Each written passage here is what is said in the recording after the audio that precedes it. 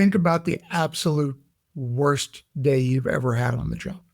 Think about that worst moment. And then your role as a leader is be the person that you needed on that worst day. I'm excited about this episode because we were joined by Andrew Reitmeyer. He is a certified dream manager. He is also a new author. He just published his book called Leadership Lessons from Classic Literature, The Odyssey.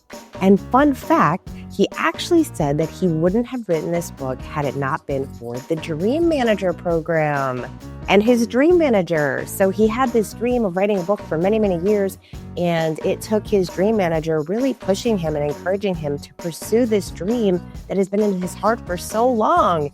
And so if you have a book inside of you, if there's an idea that's been stirring in your mind and you haven't done anything with it, I hope this episode inspires you. Andrew is also a senior leader with Internal Revenue Service. So he works with lots of different leaders, different personalities. So we talk about leadership lessons. We talk about writing the book. We talk about culture, why it matters, why it's important, and coaching and accountability, all the fun things around culture and leadership. So I hope you enjoyed this episode. Andrew, it is so good to see you. Thank you so much for coming on to the show. Thank you so much for inviting me. This is going to be such a fun conversation because it has been a while since we've seen each other. You came and got certified back in 2021, certified to be a dream manager. And so much has happened in your life. You've achieved many dreams, but one of them that's very exciting is that you wrote a book and it just came out. Yes, I did. It actually released on Tuesday, January the 21st. So it has been a labor of love. So thrilled to have it be published and out there now for everyone. Oh my gosh, this is so great. Leadership Lessons from Classic Literature, The Odyssey. It's very, very specific leadership principles. Very, very, very. Hopefully the title's not going to scare people away, but I think if you give it a chance, you're going to love it. It's tackling one of the epic tales from Western civilization, like going back 3,500 years. And a lot of people would say to me, Andy, why would you choose this book? I'm too intimidated to read it. And I say, well, no. I try to put it in everyday language, break down every step of the journey. And then once you know the story in this quick little version, then all of a sudden I come in with, now, what are the lessons that were learned from Odysseus on his journey? And more importantly, how are they still pieces that can be used in our current leadership today? And really going to see there's a lot of overlap. Much has not changed in the world of leading for 3,500 years. Isn't that wild? I think about that a lot too, even in reading the Bible. Like you read the Bible and there's all these principles, and yes, people might package them in a different way, but the principles remain the same. But this is why we need people like you to write great books, because how you are explaining it is different than how someone else is, and it's going to resonate with a whole different group of people. And that is a beautiful thing, and why there is enough room for all the books if people have a dream of writing a book. So we are going to dig into that. But first, let's talk a little bit about your journey, because it's really cool having you on the show since we have seen you. I mean, we've kind of watched you grow in your career. We've seen Dream Manager, but let's talk a little bit about the impact that the Dream Manager program has had on your life. You came and got certified. You are a leader, so you lead a lot of people. You've led different teams, and you're obviously working with a lot of different people, a lot of different personalities. And so let's talk about how was the experience getting certified and really just being introduced to this concept of the Dream Manager. The Dream Manager program was kind of revolutionary for me. I've gone through a lot of training through undergrad and grad school, formal leadership training. While I've learned some great things, the Dream Manager is the one that really has stuck with me over these past few years, because it really brings that element of self into kind of the larger principles and things that you would learn. And it was actually really emotional, like taking that moment to say, if I want to be the best leader that I can, I need to really look into myself, and I need to see what's motivating me and what's driving me. Because as a leader, you can try to fake it until you make it, but you're not going to really bring everyone in. You're not going to create that team environment. So the Dream Manager was a way that I was able to really take a harsh look at myself and say, Andy, you've strayed off the path over all these years, but let's bring it back to, those core principles of who you are. Why did you get into this in the first place? What do you want to do, whether it's short term, midterm, or long term? There's things that are going to drive you and keep you moving and keep you passionate. So, okay, I just love that about the Dream Manager. And as I've even moved forward, going through not just the Dream Manager, but even the Rhythm of Life, which is another amazing book that kind of merges in that Rhythm of Life scorecard, looking at those 4 areas, that's still a guiding principle for me. So it really revolutionized how I do things. And I love that. I love that you continue to use all of those resources. The Rhythm of Life is that scorecard where you're able to really track where you are, physical, emotional, intellectual, spiritual, and just really allowing that to help guide you in whatever time of life that you're going through it's such a game changer. And for you to be able to help your people in that way is remarkable because you are a dream manager. The power of dreams that they connect us, they empower us, they help us through challenging times, and they're just so essential. I say especially in the world today, but always, right? This is a tried and true. This was true 20 years ago. It will be true 20 years from now. As you have developed your skill set as a dream manager and as a leader, what are some success stories that you've seen with some of the people that you've been able to introduce some of this material to? I think the biggest takeaway success-wise with everyone is when you go through the Dream Manager process and when you allow people to kind of give themselves permission, let me dream, let me set the bar, let me see where I want to go. It's like a release because they're giving themselves the okay to think beyond just what's right now. And you really see people kind of open up and they start going in a ton of different directions. And they come up with dreams, like short-term, midterm, or long-term dreams. They come up with dreams that you might, when you start talking to them, but never expected them to come up with certain things that they want to do. And you go, okay, I've never heard that, but that's great. And I've done this for existing managers and peers that I work with.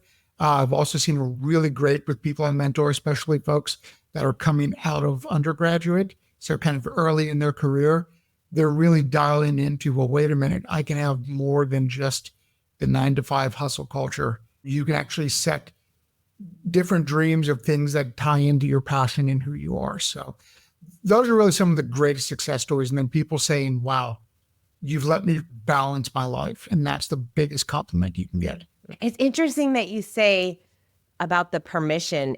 We hear that a lot. And it is such a good reminder that for whatever reason, I don't know what that is people feel like they have to be given permission to dream. And I guess when we're young, it's so easy to dream, right? Like we don't need to be persuaded to. That's just the nature of when we're children. And then as we get older and life happens and we get all these responsibilities, and then all of a sudden we get to this place where it does feel like sometimes we need that permission. And so to have a coach, to have a dream manager in your life that's now encouraging you, and if people feel like they need that permission to dream again, so sad. We shouldn't need that, but it's amazing that we have this format. Then you're recognizing that for those people, you're really giving them that outlet to dream and to uncover all the different areas of dreams. So, the 12 different categories of dreams. Is there a particular category that you find a lot of people get stuck on? When you start looking at ones that have the financial impact, that's when people get stuck on because they walk a path. The path gets deeper, it becomes more familiar. You're scared to stray from it. And they're scared to say, let me try something else that might work out, it may not work out. That's where I've seen the most hesitation. But as for a particular area, no, I think it really just depends on the person and how much they really buy into it. You could look at if someone is feeling, really good on the spiritual and intellectual side, but a little bit lower, maybe on the physical side of things, then you're going to see that they might cheat their dreams in one direction. Sometimes you got to remind them, hey, you can change anything you want in your life. And this is a great opportunity to say, these are my parameters, and maybe I can just blow the walls off those parameters, and I can be something else and do something else. Yes. Let's talk about one of your creative dreams, because one of your creative dreams is or was writing this book. So what inspired you to write the book? I think this book has been 30 some years in the making. I first read the Odyssey when I was 10 years old, and I probably read it about 150 times now in my life. But Wow. every time I would go through different stages of life, okay, I was a kid, then you go into high school, you go into college, and you go to grad school, you get a job, you eventually become a leader and work through the different levels of leadership. I always got drawn back to rereading the Odyssey. And initially it was, oh, I'm a child. It's fun. There's monsters and there's, gods and all these other things, to where you then start to learn, wait a minute, there's some meaning behind this. There's some lessons, some deep things that really look at almost the path of life, how you evolve as a person. You can see it through that story. So it was always something in the back of my mind. I've always said, I would love to write a book about this. And then I would look at my own, especially leadership experiences. We've all had great bosses that have positively impacted our lives. We've all had terrible bosses who have very negatively impacted your lives. But you learn something from all of them. And it kind of goes into how you want to lead. And once again, I kept going back and pick up the Odyssey and read it.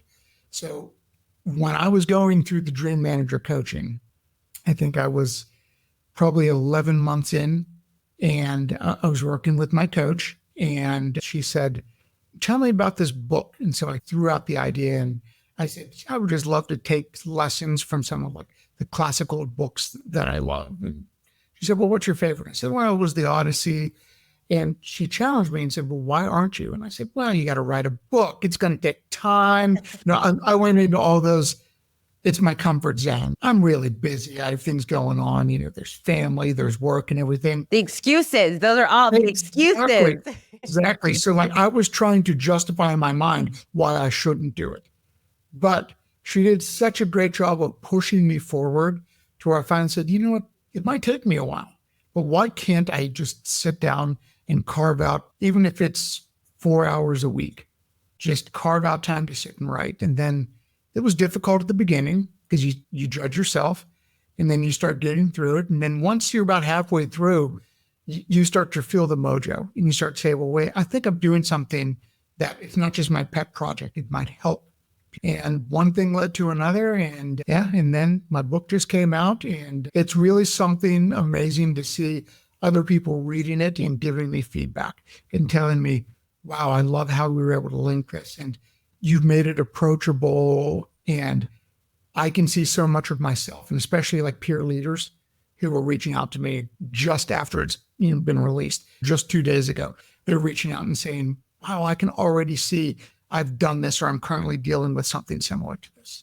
What was your writing process? I imagine you've read the book 150 times. That's crazy.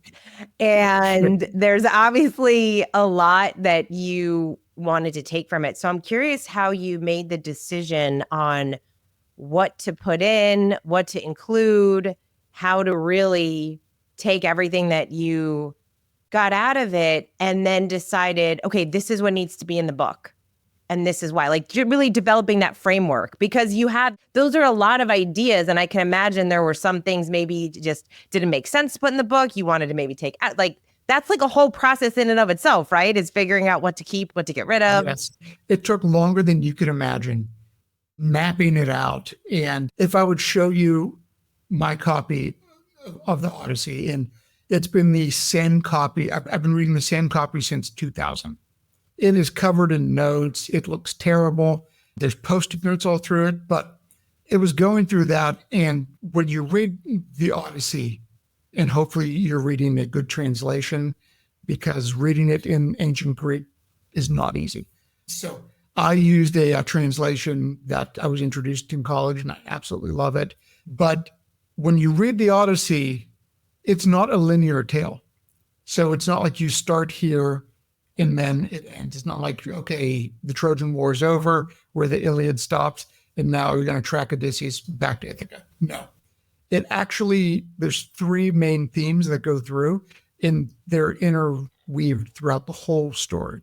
So really saying, well, if I followed true to the book, no one would understand, because you're going to hear the middle part of the story, then the beginning, and then the end, and you're never going to put it together. So remapping it through every stop. So the moment Odysseus left Troy, it's every stop that he made over that decade of trying to get home to Ithaca. I rearranged it so it tells it in a linear format. So you could almost follow it like a history of everything. Now, with that in mind, there were a lot of some of the ancillary side plots that have to do with his son and his wife and the different things that are going on while they're missing him that had to be pushed to the side a little bit so I could focus mainly on his journey and his journey of making some of the worst leadership mistakes you can to finally learning how to go from being a command and control leader to a servant leader. And look, I think we've all done that when we're introduced to a leadership position. We all come in with that command and control style where, hey, look at me. I've been put in as a new leader. I'm the anointed one.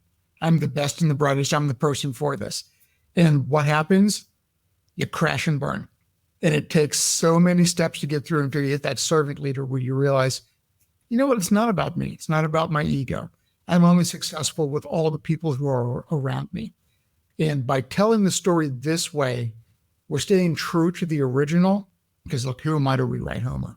But you're staying true to the original, but you're putting it in a way so people can continually learn with him and see everything that happened. And there's that moment where you can see when the transition occurs. And then the flow of the story completely changes for that last third of it. So mistakes, leadership mistakes, other than or in addition to that, what you mentioned with it can be an ego thing. It's almost an experience thing and we're not taught. Most people are not taught how to be a leader, right? They're in a role. They are great at that role. And so their supervisor says, oh, they're great at this role. Now we're going to put them in this leadership role in which they're not even really doing the role anymore. Now they're managing people that are doing the role, which are very different skills. And so when you see leaders, what do you see as some other initial mistakes that people are making? And maybe not even initial mistakes. These could just be mistakes that even seasoned leaders are making continually. So I think the biggest thing is you have to remember as a leader, whether you're new or seasoned, what got you here will not get you there. So if you were the absolute best tactician, so maybe you're technical, you can think things through, you can execute amazingly, it's not a natural leadership moment where you go into the leadership role and you cannot just micromanage and technically and tactically lead. You've got to take that step back and you have to realize it's not the iron fist. It's how do you draw the best out of people? How do you share and create that trust and confidence? Because if you don't have the trust and confidence, you're never going to do it on your own. If there's no such thing in this world as a self-made man or woman. People will say, oh, I'm self-made. But everywhere along the way, it may not have been direct assistance, but you learned and gained experience from everyone around you and everything. And that molded you to put you in that position. And if I can just tell a quick little side story here, okay, one of my big leadership challenges was, I'm going to say 14 years ago, I was asked to move down to Puerto Rico, speaking no Spanish, to take over a senior leadership position for the U.S. territories. So I went down there and look, I was born and bred in Pittsburgh, Pennsylvania. I've got that perfect mixture of Southwestern Pennsylvania. Let's just charge in and do it. And hey, I was a good tactician. I was a good technical employee. So I go down like a bull in a china shop to a brand new culture where I'm learning their language, and I hit rock bottom quickly within the first few months. No one responded to me. I'm pretty sure everyone there disliked me that I worked with. I went for coffee with one of the employees and said, you have to learn us. You have to understand us. It's not the way that you've always done things. So I went home and I talked to my better half, and my wife said, Andy, maybe you need to step outside of yourself as kind of that northern style of I sit behind a desk and I have my expectations. And if I work hard, you work hard. So I actually had to make a check sheet that I hid in my office that for everyone that worked in my division, I had to find a career goal, a hobby, and a family fact. And it was how quickly could I check them all off to get to know them and go outside of my comfort zone. So once again, what got me to that position didn't make me successful. It was how I could adapt to it. So within a month, I walked around all of my offices. I talked to everyone. I hit my little check boxes. And then everything started turning around. We started meeting goals. We started being very successful, started getting invited to more local holiday events than I could have ever imagined. And when I left Puerto Rico 2 years later, it was a tear-filled goodbye all around because I had made such a strong connection with these individuals down there. So that's just that being willing to go outside of yourself and learn as a leader. So what got you here will not get you there. Oh, so true. And I could hear as somebody that is listening, asking the question, when they are a leader, and yes, it's important for us to get to know our people. We need to know how they do their best work. And really, it's just what we do with Dream Manager, right? You're asking your team members, what are your dreams? We can't expect that our people are going to come excited to work for us if they're not engaged in their own lives and they're not working on their own dreams, or if we don't know what those dreams are. For leaders that are a little hesitant to do that and to start to build those relationships because they say, no, work is work and personal is personal. I don't want to know. I'm not friends with my team. They have this, it's almost like this conflict in their minds where those two things cannot coexist. So what would you share with a leader that might be conflicted in getting to know their people a little bit more? So I would ask those leaders, think about the absolute worst day you've ever had on the job. It could be when you were an employee. It could have been as a leader 2 days ago. Think about that worst moment. And then your role as a leader is be the person that you needed on that worst day. And when you think about what you needed, sometimes someone might just need a shoulder to cry on. That could be metaphorically or it could actually really happen. Sometimes people just need to be heard. People need to know that you believe in them. People need to feel trusted and empowered. And if you can just think about what you needed in those instances, it's very easy to say, would I have been mad at my leader if they would have taken that time to make a personal connection with me and make my day a little bit better? And that's how I approach it, even on days when I'm busy and I'm cranky and I am a notorious introvert. So making that step out is sometimes really difficult for me. But there's a power in embracing vulnerability. And most leaders are scared to do that. And that's really that final step towards a servant leader. And shameless plug, that's the moment in the tale of the Odyssey. And I go deep into that, explaining that once you embrace that vulnerability and that the world doesn't revolve around you and you are not the center of everything and you get what you give. And so what you're giving out in the world is what you're going to get back. Once you can embrace that, it's going to change how you interact with peers, folks that are above you, folks that work for you. And it's going to start creating those natural relationships where you can really just be there and create like a whole engaged personality and engaged workforce.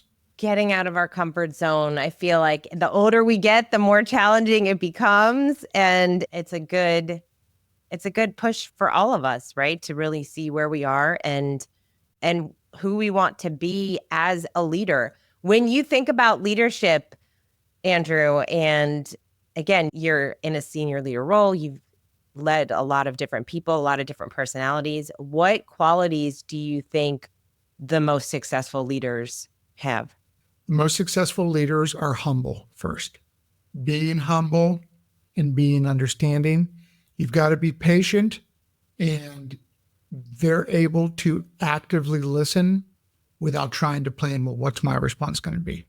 Yeah, but that's what everyone does, Andrew. It's so funny. I just got back from training and we were talking about listening, and ask a room full of people if they're good listeners. Everyone's going to raise their hand.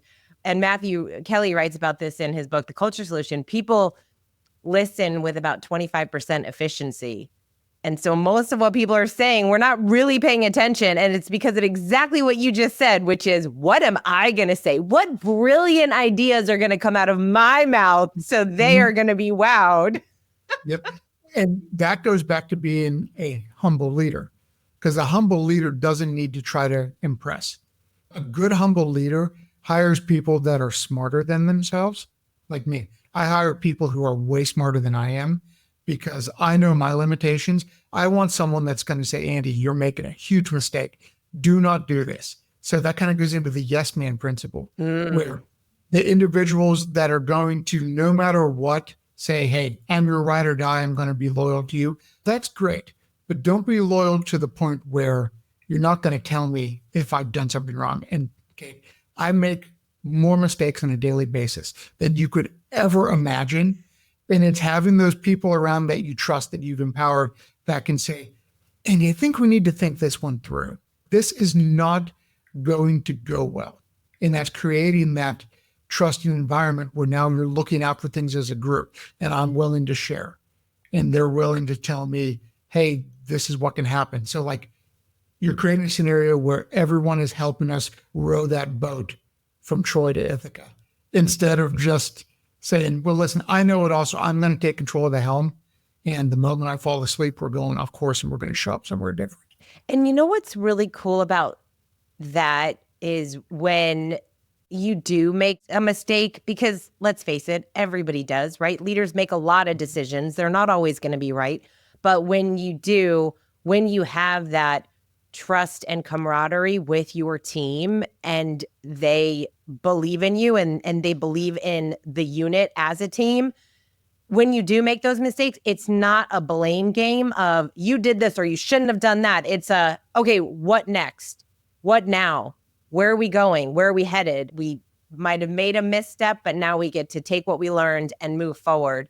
You have to have the right leaders that are building up a team that can do that. It reminds me very much of when people have to disagree and commit, right? We're not always going to agree on the direction we're going, but if we disagree and commit to going there, then we decide, oh, okay, well, maybe it would have turned out differently if we went a different way. But it doesn't really matter because we can't go back. We can only go forward. 100%. I agree with that. And so I think one of the greatest compliments you can get is thank you for just being honest and letting us see your thought process. And the more that leaders do that, because most leaders are trying to look great. I want that next promotion. I want to look like I'm in charge. I'm the strong one. But if you rationalize out a problem in front of peers or folks that work with you, and as you're going through and you go, oh, well, that was a terrible idea. Why was I even know? Let's restart. Most people are going to be too scared to do that. But if you do that, watch the people around you and see how they react. They're going to start smiling, and then they're going to be more willing to accept you for being human. Yeah. And you're helping them learn. Like, you're educating them. Like, I remember years ago when I was in my 20s and I was working at a chamber of commerce, and my boss at the time, he started inviting me to more meetings and just to be there, just to listen, just to be part of it. And I remember I asked him, I said, would it be possible for you to invite me to more calls, more meetings? Like, it helps me learn so much how you think, how you make decisions. So then when I'm making a decision, I'm also taking into consideration, you have your leader's brain like in your head. So I'm like, I don't know. And now I know like what his thought process would look like and what decision he might make, which made it easier for me. And I just learned a lot about the different ways that we think about things. So then I knew how I could provide him a lot of value because of a different perspective, because I saw things a little bit differently. And so I think that's really important too, as a leader, is just inviting different people on your team, especially if you want to help them grow or you want to help them into a different leadership role, especially just planning for, hey, where do I see this person potentially going in the organization 2 years from now, 5 years from now? And so introducing those people to more of those calls, those meetings, the times that you are going through those think tank experiences. So are you going to write another book, you think? I would love to. I guess my first thought is I want to see what the reaction is to this one. I definitely want to see if people say, yes, Andy, I'm taking some value from this. I see that, then you know what? I'll be more than happy to do that. But I set out writing this as a dream. And I said, look, if 10 people buy this book and say, wow, we liked it, I'm going to say that's a job well done. Because it's not about, oh, what can I get from it? It's, I finally achieved something that I would love to do.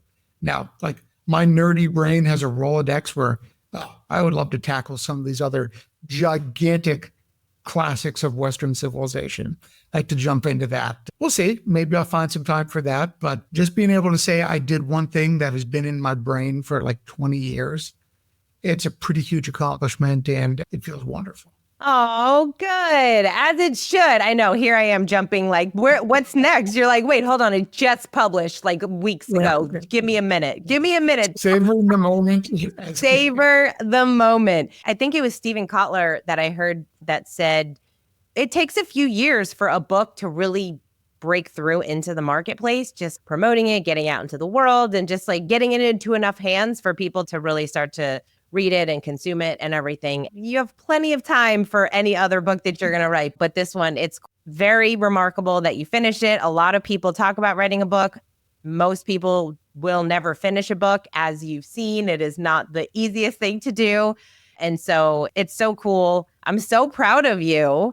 Thank you. I am so proud of you. And I really love that you took this different spin because there's a lot of leadership books.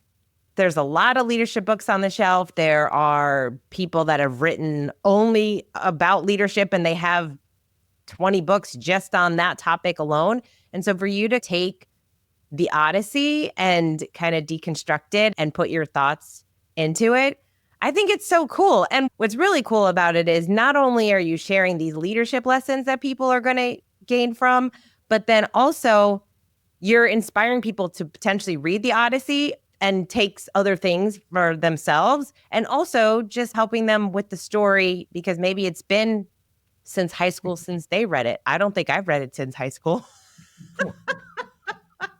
What, you're not reading it 150 times, Kate? I have some catching up to do because that's a lot. That is a lot of times that you've read it.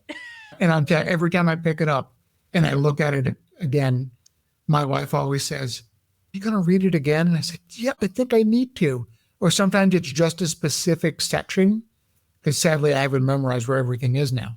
But I can just go in and say, you know, I just need to get that little piece there because it's those tiny lessons that when I have a bad day are going to be there to inspire me, like I hope can inspire others and to help you get beyond those mental blocks that you have.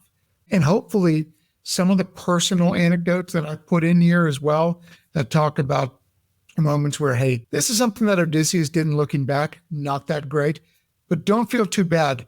I made the same mistake. And here's how bad it felt at the moment, but how a mistake can blossom into something great when you learn from it. Oh, it's so true. That's so good. It's so hard to remember when you actually made the mistake, though. Oh, yeah. Well, unless you have someone that you trust that calls you out on them, which I think is one of the other great things that I've learned is it might not feel great at the moment, but when someone calls you out, it can be life-changing. And this is actually one of the anecdotes I tell. I was put in charge of a large effort at the organization I work at and brought like 50 people together, different stakeholders, and it was looking at how we can make people feel more engaged at work. And I set an agenda for an hour-long meeting, and I talked for 55 of the 60 minutes. And then with 5 minutes left, I said, oops, kind of ran out of time. Let's do a quick roundtable with 50 other people. So, of course, no one had anything to say. I ended the meeting. Less than 2 minutes later, my phone was ringing at my desk. And one of the individuals just lays into me and says, you are the worst leader. I had never felt as disengaged after this call. And I can't believe you're going to be leading this. And it was that make or break moment, though, where you're like, do I get defensive? Like, do I start justifying? How is it? I said, you know what? I think you're right. And I'm really sorry. How could I do better? And it evolved into, we spent an hour on the phone and then we started meeting weekly. And that was 9 years ago. Now, still to this day, every Wednesday morning, even though he and I are in different areas of our careers, we still have just a half-hour touch point where we keep each other real. And it has influenced how I have led moving forward. So sometimes those uncomfortable moments, you can really learn from them and they'll change your life. Oh, yes. As leaders, we need to get comfortable being uncomfortable. Yes. And having someone that, it goes back to your point about the yes people. If you have too many yes people, you have to have people that are going to call you out. You have to have people that are, this is why having a coach is so great, because that's what coaches are paid to do. They're paid to call you out and to hold you accountable. They're paid to question why you aren't doing what you say you want to do. Even with your book, you had this dream, Andrew, you had this dream of writing a book, and it was having a coach kind of push you a little bit. Why aren't you doing it? And leaving the excuses that you had and then pushing forward. But pushing forward and doing the work, man, it's a lot of work. And I can't imagine referencing a book and doing it, knowing that you have to get the facts right. You have to get things just, again, going back to the decisions that you make and what you're putting in the book is a lot of work. It's very mentally draining, and it's amazing that you did it.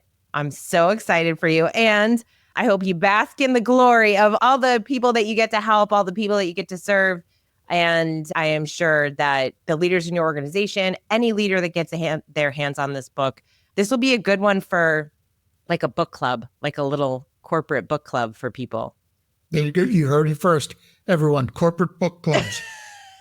It's right here. Leadership Lessons from Classic Literature, the Odyssey. It's a commuter book, so it's around 150 pages, a little bit more. And the idea is for a busy leader, small digestible chunks. So go ahead, bring that in. You heard it from Kate. We need to have a book club about this. I absolutely love that and the shameless self-promotion. So I'm all about that. But it really was probably the biggest dream that I've had. And I'm so glad that I was able to do it. I do credit my coach and the Dream Manager program for making me finally do it and commit to it. So much so that my Dream Manager coach actually wrote the foreword for my book. I know.